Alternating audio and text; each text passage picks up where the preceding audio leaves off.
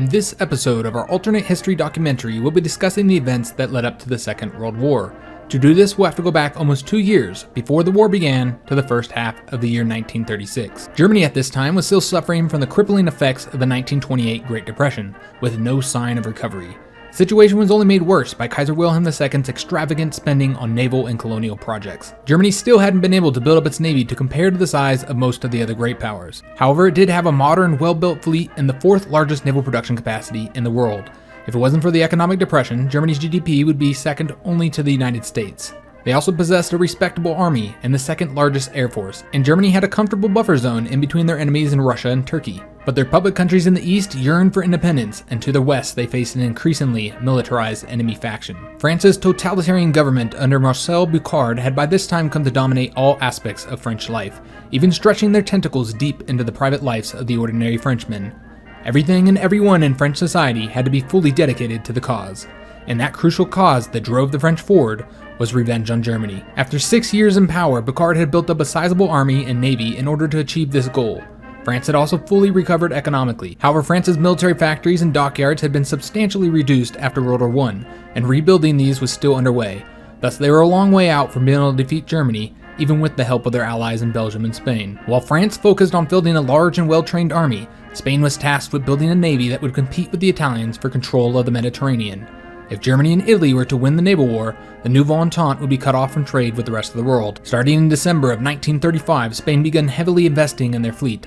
They received substantial financial support from the French. Spain was easily the weakest of the great powers, and they also continued to struggle with communist terrorism throughout the country. The communists had proven incredibly difficult to eradicate, and the significant support they received from Turkey only made matters worse. The Turkish army, while rather small, fielded the most elite infantry in the world. They had also perfected the production of artillery guns and the use of artillery tactics. And the Turks had considerable production capabilities in both the military and civilian sectors. Yet Turkey was far weaker than they appeared from the outside. They had a very small navy and barely any dockyards. The Turkish air force was meager, and the army didn't possess many tanks. The tanks they did produce were noticeably inferior to those fielded by other countries. Most importantly, the Turks were barely holding on to their empire. At home, there was still considerable support for an Ottoman restoration, and they continued to encounter resistance in their conquered lands. The entire elite Red Army, currently led by Yazım Orbay, was completely devoted to the pacification of the Balkans. Despite their difficulties, the Turks had significant ambitions as they hoped to conquer new territories and spread their socialist ideology. The Italians also had territorial ambitions. They had recovered from the Depression faster than Germany and the UK due to their neutrality in the First World War. They hadn't suffered from the casualties and economic devastation of the war, and now in the mid-1930s they were enjoying an economic boom. The Italians sought to take advantage of their strong economy to expand their borders and gain new colonies. Their main problem was that their army was not all that impressive, and thus would need to be tested against a weaker country before it could hold its own against one of the great powers. Italy did possess the fourth largest navy in the world, in which they could control the sea lanes of their sought-after empire. The United Kingdom was a mere shadow of its former self. They had lost the majority of their colonies, and only Canada still remained a part of the Commonwealth. And though their economy was in a better position than Germany's, Britain still hadn't fully recovered, particularly when it comes to unemployment. The British Army was essentially non-existent, but they did have the largest air force in the world and were tied with the US for the greatest navy. The Russians were in a rebuilding period. The Tsar desired to regain the empire that he viewed was stolen from Russia. They retained the largest army in the world, but it was largely under-equipped. There was also a general lack of unity in the country. The Russian people didn't trust the Tsars, and only accepted his rule due to the desire for peace.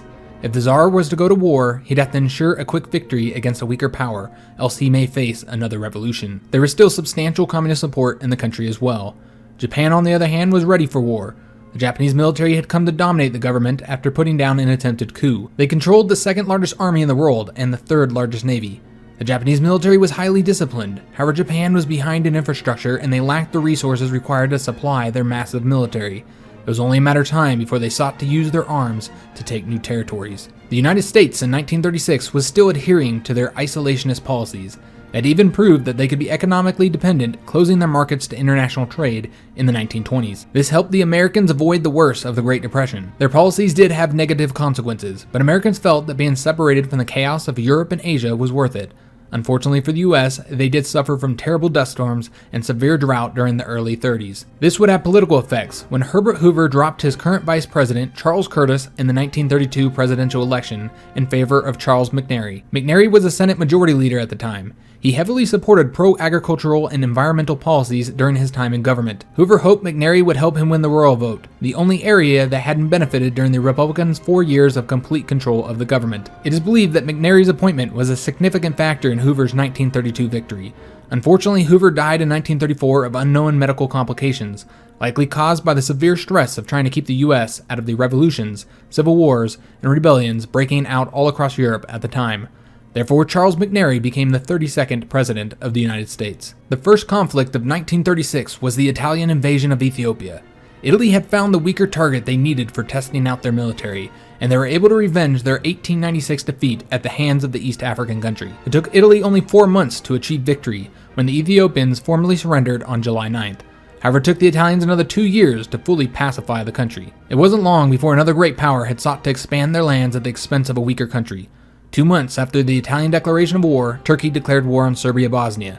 No one was surprised by the Turkish invasion. In fact, they were surprised that it hadn't happened until now. Orbay and his Red Army conquered Serbia in just 4 days. The war ended on May 14th with the signing of the Treaty of Sarajevo. The Red Army was then deployed to the Romanian borders. An 8-division army, which would later be enlarged to 12 divisions, was assigned to garrison and suppress the Balkans. Ali San Sabas was given command of the Balkan garrison.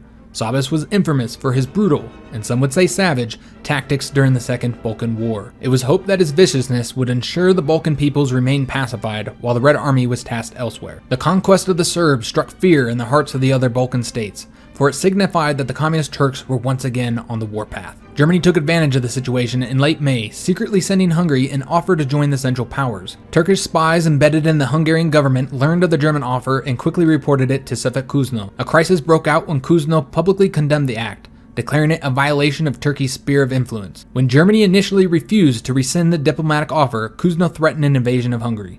This was of course a bluff, as he had no intention of possibly starting a war with the powerful Central Powers. His bluff paid off though, when the Germans withdrew the offer to Hungary. On July 7th, 2 days before the surrender of Ethiopia, the instability in China finally collapsed the government.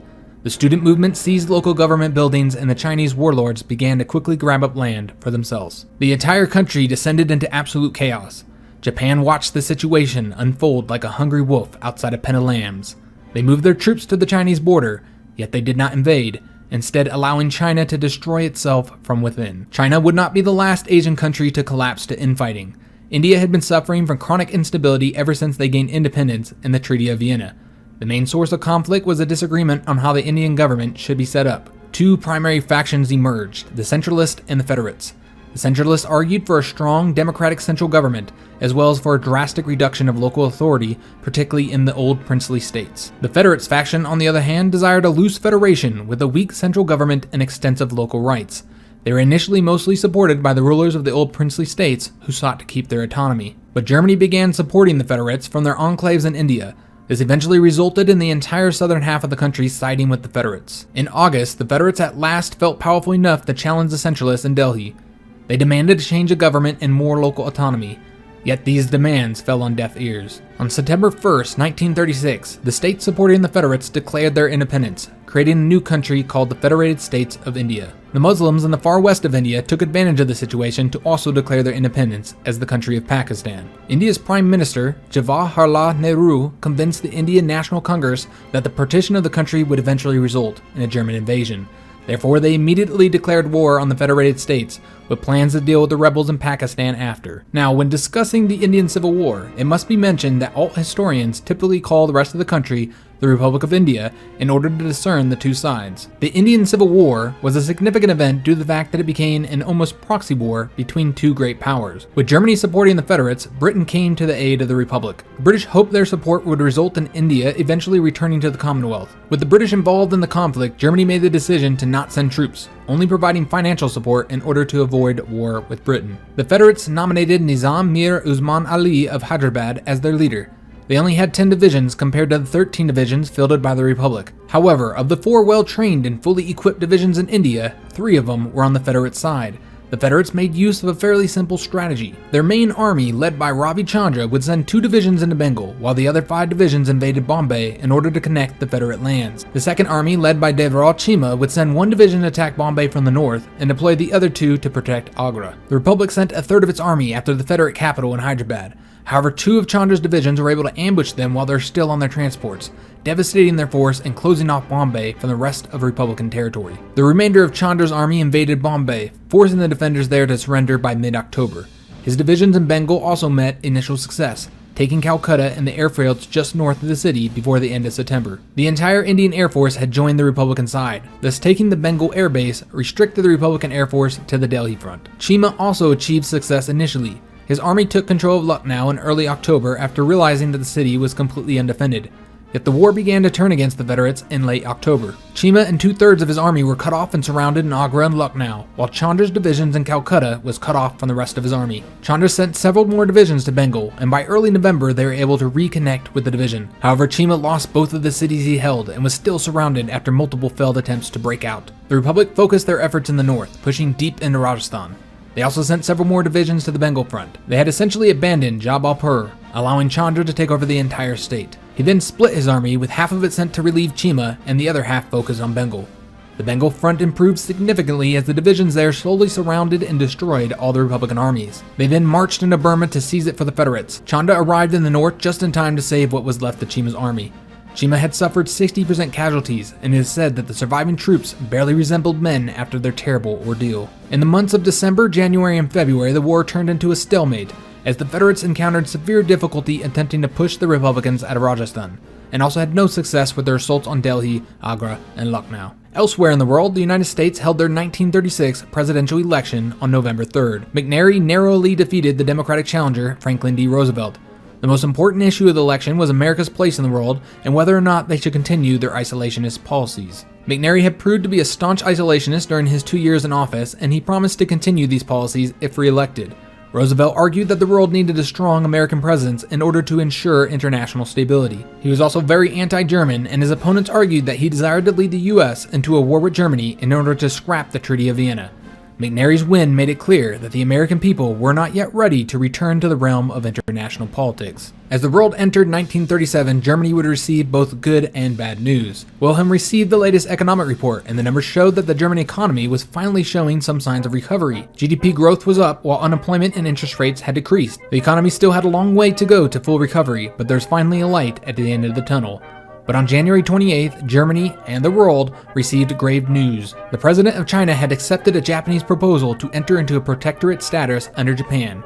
In exchange, Japan would use its army to quell the unrest and dismantle the warlord factions. The world stood together in absolute shock.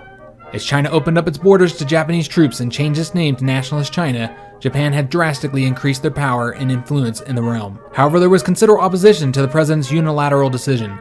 Many Chinese people resisted their new Japanese overlords, both passively and with violent aggression. It took Japan a full 8 months to regain control of most of the country for the puppet government. Even after that, the Japanese faced partisan attacks in the cities and large pockets of resistance in the countryside. With this action, Germany's influence and power in Asia had been significantly reduced. The German advisors were kicked out of China and had to return to the German enclaves on the coast. The situation for Germany continued to deteriorate. The states of Champagne and Lorraine in France had been declared demilitarized zones since the Treaty of Vienna. On March 12th, Picard ordered General Alphonse Shaun to march his army into the demilitarized zones and to man the German border. When Alphonse asked Picard what he should do if the Germans were to attack, Picard simply stated, "Fight back." However, Alphonse secretly told his officers to retreat should they see any sign of German aggression. It was a massive gamble on the part of Picard, but the Germans made no visible response to the action. What the French were unaware of is that the German army commanders had known of the French plan for weeks. Wilhelm had ordered them to stand down. He knew France would eventually need to be dealt with, but his priorities were centered on building up an army to send to Asia. The German garrisons on the continent were minimal, and it was clear that Japanese aggression would not stop in China. Wilhelm believed that the fortifications along the French border, called the Siegfried Line, would protect the German homeland. Germany was in the process of extending the Siegfried Line to cover the Belgian border as well. The remilitarization of Champagne and Lorraine drastically increased world tensions, and it became clear that another war in Europe was inevitable. On March 4th, the Indian Civil War finally came to a conclusion. As the Federates were able to break through the Republican lines and take Delhi and Lucknow, Prime Minister Nehru refused to leave the city and was thus captured by Chandra's army. The Republicans surrendered their arms and most of the common soldiers were allowed to return home. The leaders were of course arrested and tried for their crimes. The 6-month civil war resulted in 91,000 Indian casualties. 75% of those casualties were on the Republican side. the Federated States of India took over the entire country and immediately began implementing their decentralization policies. Interestingly, Usman Ali decided to keep India's capital in his home city of Hyderabad. The Turkish Communist Party decided to take up a tradition that Lenin had started prior to the Russian Civil War. On June 3rd, they held the Communist International's Third World Congress in Ankara. Communist representatives from countries all over the world attended the Congress. The primary topic on the agenda of the Third Congress was a Turkish proposal to begin focusing propaganda efforts in South American countries. Not to be outdone, the Nouveau Entente hastily put together their own World Congress on June 28th. France had spies attend the Third Congress as French communists, thus he knew of the strategy to focus on South America. Thus France made a similar proposal in their Congress. They had to combat the poisonous communist ideology and could not allow more countries to fall into Turkey's spear. The Nouveau Entente would seek to convert Latin countries to their nationalist, totalitarian ideology. Boucard knew that they needed to make the ideology more unifying and symbolic. He came up with the ideal to call the ideology Fijianism, based on the Fijian cap that became popular in France during the French Revolution. The Fijian cap was a symbol of liberty and republicanism. The French people and their allies would strive to liberate themselves from the oppression of the monarchs in Germany, England, and Russia, as well as from the destructive communist ideology in Turkey. Of course, Boucard seemed to miss the irony of the fact that the French people had very few liberties in their own country. The Phrygian cap had roots in ancient Greece and Rome, and thus also represented the crusade of the civilized Latin cultures against the barbaric Germanic and Slavic peoples. Lastly, Boucard knew that the Phrygian cap was a popular symbol in the Latin American countries. Over the last several years, Russia had been building up its military and production capabilities. On August 15, Tsar Kirill made his first move towards gaining back the Russian Empire. He simultaneously declared war on both Estonia and Latvia. Neither country had much of a military to defend themselves, hence Russia had conquered both by the end of September. Once again, Germany did nothing to oppose the aggressive actions of its enemies. After months of diplomatic pressure and threats of military response, Siam agreed to their own subjugation under Japan as a puppet state on October 10th. This was the last step in Japan's strategy. They began mobilizing their armies against their next enemy, Germany. On December 4th, 1937, Japan declared war on their chief rival in Asia. Wilhelm had expected and planned for this, but unfortunately most of his divisions were still en route to Indochina. The German convoys were in an extremely vulnerable position, and thus it was up to the German fleet based in Saigon to protect them. The declaration of war on Germany by the Japanese is considered the official start of the massive conflict that would engulf the globe, now known as World War II. We here at the Alt History Institute hope you enjoyed this documentary about the years 1936 and 1937, and the events that led up to the Second World War. If you did enjoy this presentation, be sure to leave a like on the video and subscribe to our channel.